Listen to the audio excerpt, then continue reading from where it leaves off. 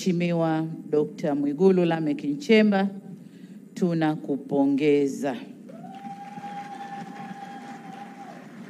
Tupo hapa viongozi wote wa taifa hili kutoka pande zote mbili za muungano, waliopo madarakani na wastaafu.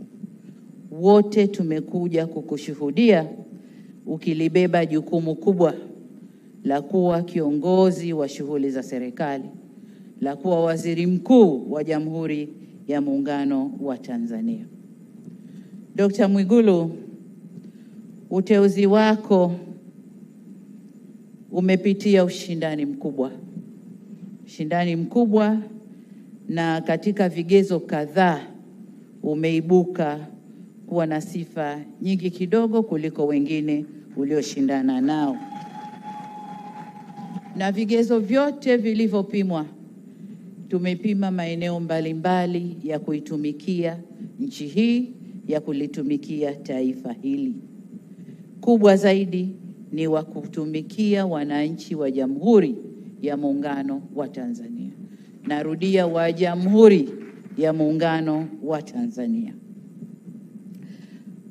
Kazi zako na maelekezo yote yamo kwenye katiba, lakini nimekukabidhi vitabu vinavyoeleza majukumu yako na mambo yote ambayo unatakiwa kuyaangalia.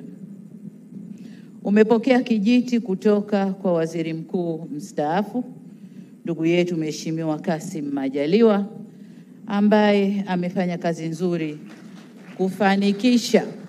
kufanikisha tunayotamba nayo leo.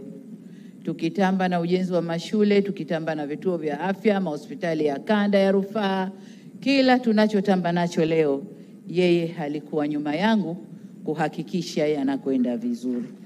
Kwa hiyo umepokea kijiti kutoka kwa mfanyakazi mzuri ambao sina shaka utafuata miguu yake na utaongeza pale unapohisi panahitaji kuongezwa nguvu. Hivyo tunakupongeza na kukutakia kila la heri katika utekelezaji wa majukumu yako mapya.